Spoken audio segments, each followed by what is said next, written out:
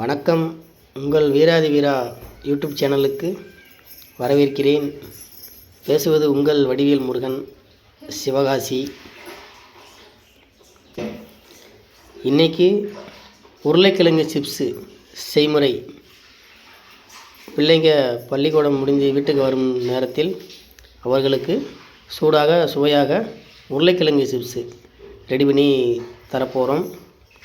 உருளைக்கிழங்கை முதல்ல இப்படி பீஸாக கட் பண்ணி வச்சாச்சு. மிளகாய் பொடி, தூள் உப்பு, பெப்பர் தேவையான அளவு, இவை மூன்றையும் ஒரு வாணலியில் கலந்து அதை உருளைக்கிழங்கின் மீது தடவி வைத்து கொள்ள வேண்டும். இப்படி மசாலா தடவிய உருளைக்கிழங்கை ஒரு 10 நிமிடம் காய வைக்கவும். பின்பு வாணலியில் தேவையான அளவு எண்ணெய் ஊற்றி கொதிக்க வைக்கவும். எண்ணெய் நன்றாக கொதித்து விட்டது. வாணலியில் மசாலா தடவி வைத்த உருளைக்கிழங்கை போட வேண்டும்.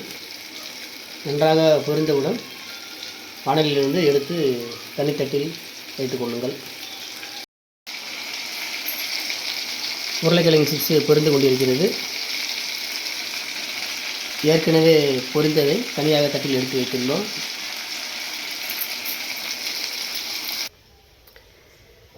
பொரித்த அனைத்து உருளைக்கிழங்கு சிப்ஸும் ரெடியாகிவிட்டது. குழந்தைகள் சாப்பிட ஏதுவாக 2 நிமிடத்தில் உருளைக்கிழங்கு சிப்ஸ் தயார் செய்து விட்டோம். நன்றி உறவுகளே. நம்ம வீடியோஸ் பிடிச்சிருந்துச்சின்னா நம்ம வீராதி வீரா சேனலில் லைக் பண்ணுங்கள், ஷேர் பண்ணுங்கள், மெயினாக சப்ஸ்கிரைப் பண்ணுங்கள். நன்றி உறவுகளே.